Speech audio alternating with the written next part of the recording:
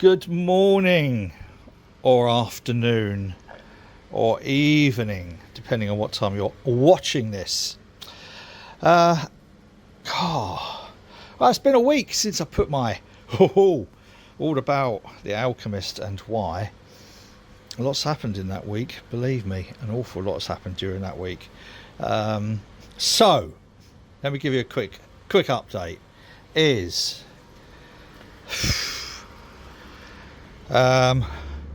This weekend is boat weekend and computer weekend, so I have started preparing all of the bits to go back onto the boat, looking at how we can turn this into a tap room. I know it seems absolutely fucking impossible, but it is possible because we can move stuff around, and we're going to move stuff around. A lot of these empty cans can go upstairs, and then things like those chairs over there, people can sit on them, so they don't need to be like that. We've got other tables that we can put up. This rack cabinet, this computer rack cabinet, I'm going to sell it. I was going to keep it. I'm not going to be running any more computer stuff from here. So the canning machine will be going on here. I've got another trolley for all the malts, so it fits perfectly on there, and I just pull it forward a little bit to do the canning, so that's good. A lot of these boxes can now go upstairs. There's a few need to stay down here. All of this stuff is for the boat, so we've got things like the hob and the microwave, etc. can go onto the boat. I need to find where to put filled cans, but you know, this is essential. This is my treat. Now, pizza oven and stuff on wheels.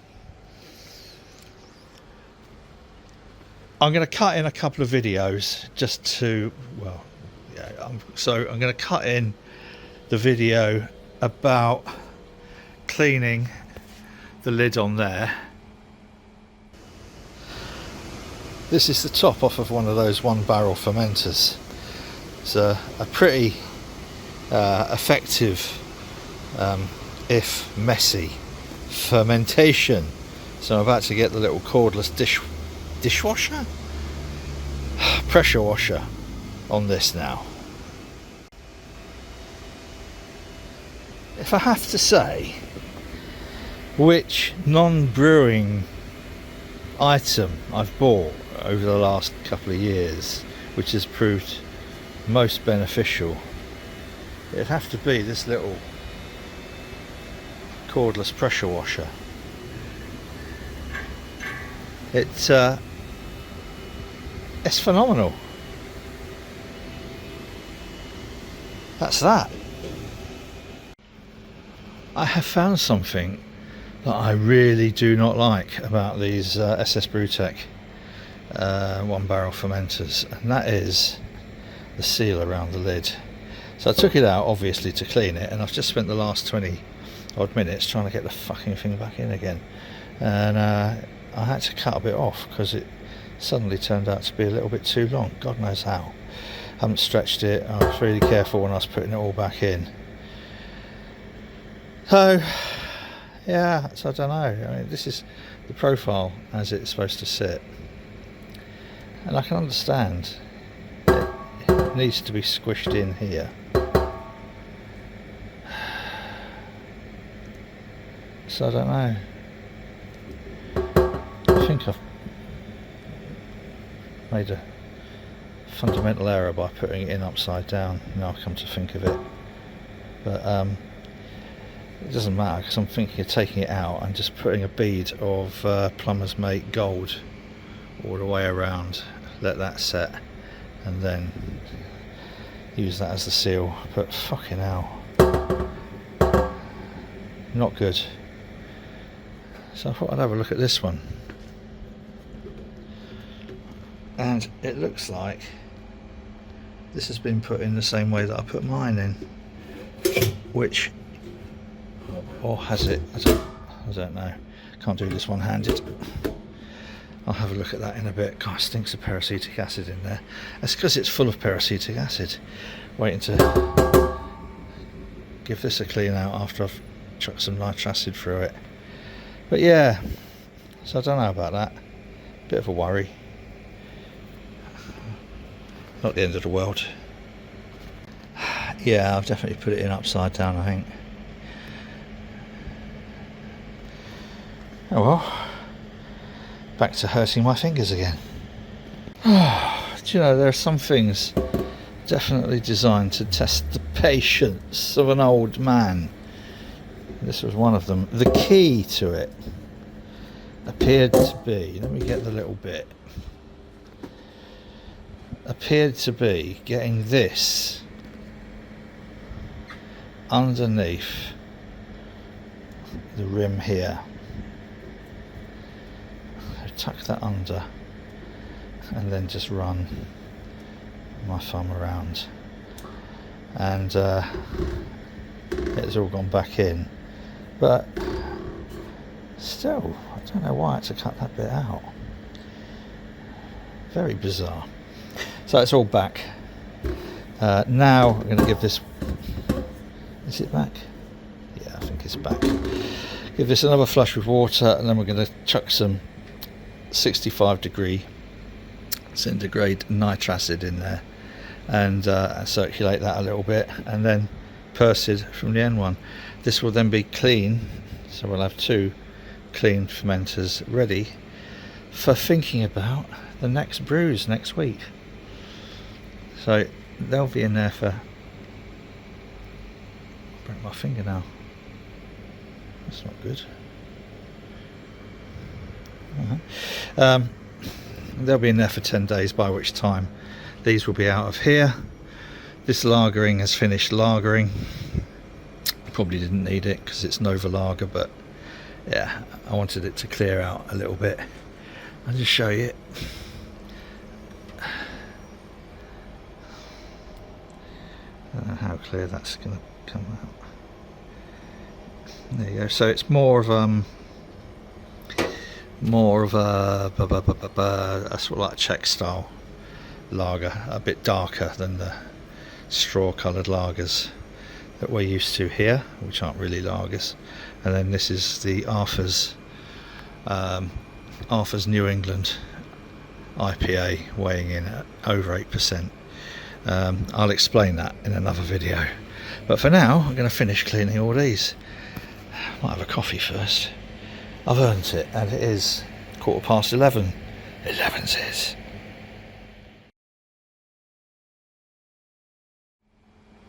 There you are. That was the video about cleaning the lid on there and getting that bloody seal back in. I also, once a month, I'll do a big, like, serious deep clean. And so I decided to put a tri-clamp in the lid of the mash tun to make the cleaning of that easier. I still might make a little seal to go on the lid using Plumber's Mate Gold. Now, have I put that bit of video in? Who knows?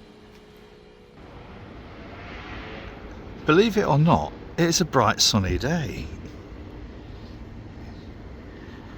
But our friends are obscuring the sun, which is somewhere here, because it's now end of September. It's October next week. Bloody hell. In the summer, the sun's up here, obviously, so we just need to wait for that to get behind there, and it'll be bright sunny in here again. Anyway, you don't want to hear all that rubbish. This is the lid that came with our mash tun. I don't think it's the original lid. It's irrelevant anyway, because I'm about to drill a hole in it. I'm going to put in a where have I put it? One of these, and the reason is so that I can just very quickly attach the CIP spray ball.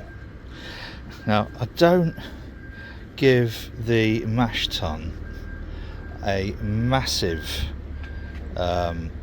clean after every use. I give it a rinse out and let it dry, but every now and then I like to give it a thorough going over. So plonk that there, and I have remembered this time to get the right size Q-Max cutter. Well, that's a lot easier than I thought. I think this is aluminium. I think it's stainless steel. It doesn't look like stainless steel, does it? Sometimes it's difficult to tell, but I think that's aluminium. Anyway, so we now have 1.5 inch tri-clamp port ready for doing our clean in place of the mash tun. Yippee! So where are we at? Loads of canning. Orders that I got following that video. I know this looks all a bit sort of like weird around here, but I had to move the canning machine and sorry, not the canning filler here, so that I could get onto here. So everything out of here is now in here. These need labelling up and then sending out. This one's now ready for canning as well. This is our dipper, Arthur, our double IPA. But my issue is getting from here to the can filler, because this is the ideal length. I don't want it any longer than that. And also this can be canned now. This is just a standard New England IPA, quite fruity, very stone fruity. So to can from that over to there is impossible. So what have we thought to do? Gonna put the stand and the pizza oven on here and put this over there. These can go outside if I can find a cover for them. They don't need to be inside. So when the pizza oven on and its stand, where are you? This stand. I know someone said, why do you want it that high for?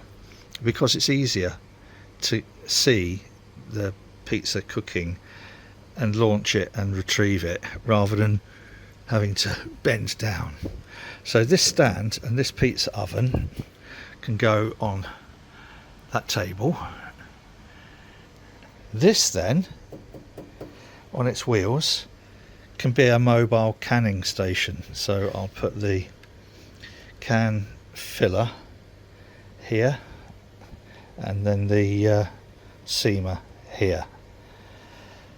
That's the idea. That'll be probably in the next video, no doubt. Just a quick, I mean, this is only a quick update just to let you know really what's going on. I'm warming some water up in the copper to do a big clean down. I've got a lot of things I want to give a good clean down. Hopefully if I can get this canned in the next day or so, then all of those are going to have a deep clean, and those two bright tanks are going to have a deep clean.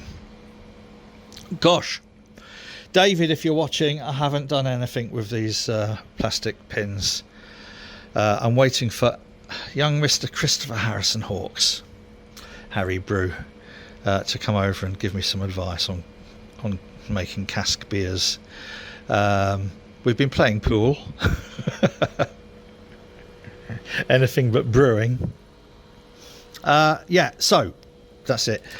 So putting the pizza oven on there means I've got less space for prepping. So I bought this nice little thing on wheels. It's got a shelf under there for putting the pizza dough. Can put another little trolley under there with things like the gas. And let's move this out of the way. Stay. So I can get the ingredients on the top here, stretch the pizza here, launch it into the pizza oven, and then bring it out, which will be here, and bring it out, chop it, cut it, and this really is for when this does operate as a tap room. It will, believe me. So yeah, all of this is ready to be deep cleaned. So we've got our underback, we've got our filters, our switchable filter system. This is a major hop filter.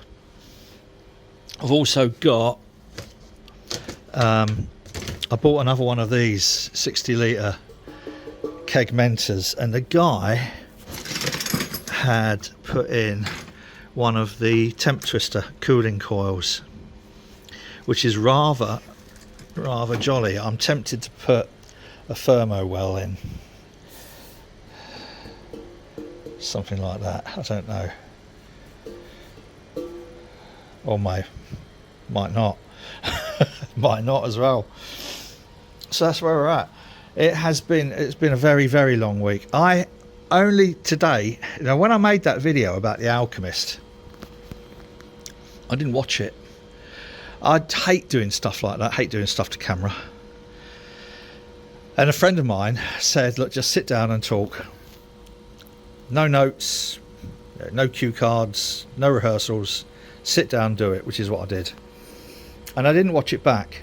I knew there was a couple of bits that I had to go in, sort through just to get, so I could put the the web address underneath, and also the zoom in on the cross on the leg of the A for Alchemist. So I quickly and put my X-ray up. So I quickly zoomed through and just added those, and then rendered it all up and published it. I only watched it back last night. Was I happy with it? Well, it sort of said what I wanted it to say. And obviously there are loads of bits that I missed, but I'll probably catch up with those in the fullness of time, especially.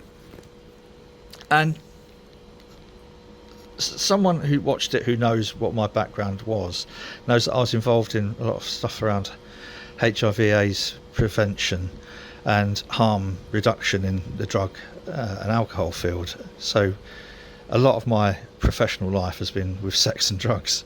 The rock and roll is purely a hobby. And a part of, we all know that alcohol can be problematic. In fact, Pete Brown, in one of his newsletters, was very candid in pointing out that earlier this year, tragically, his brother died of he had a serious alcohol problem, and Pete Brown made a comment. What does that mean for me, who gets people drinking for a living, or something like that? And it's So there are questions about whether I should be promoting alcohol, but I'm not necessarily promoting just going out and getting pissed. I'm promoting the social and the other beneficial aspects of it. And I like beer. The reason that I'm not doing dry October is because I don't fucking want to. But I'm not a chaotic drinker. I'm not, drunk all day, every day, and we need to maintain a focus. And that focus should very much be around, not everybody has a problem with alcohol. Some people do. Those people should be supported, and there are things that we can do and should be doing to support them. Make sure they don't fall through the loop. But alcohol is just another drug. It's just like, heroin, cocaine, cannabis. It's another drug, as is caffeine, as is your tea, a cup of tea in the morning. Now, not everybody, people always say, well, you start with cannabis and you end up on heroin, that slippery slope. We can say that about, most alcoholics started on bloody breast milk, for fuck's sake. But it's not a correlation. One does not lead to the other. Oh, crikey, I'm going off on one again, aren't I? Sorry. And I will keep coming back, and I'll make no apology for keep coming back to this thing, that the other pandemic, the hidden pandemic, along with COVID, was around loneliness and social isolation. and that's just as big a killer. So yes, right, it's Saturday, and if I'm going to get this up, I will do another. I'll bring you up to speed a little bit more on the Alchemist, and the whole thing around the Alchemist, and some of the other stuff that I've been involved with in terms of harm reduction, especially in sex and drugs. But there we are. Finally, Al, White Rose Al. I haven't forgotten you, my friend. You're going to get something very special, because you were the first to order, and you're going to be probably the last to get your order. But I'm going to chuck a few other things in. I just haven't got around to doing it this week, so I'm going to wait until I've done this canning run. You're going to get some of those, something from there, just as a thank you. Because I don't know if anyone ever reads the comments, but White Rose Owl has been, a very positive supporter of this channel for such a long time, and he's a Yorkshire lad.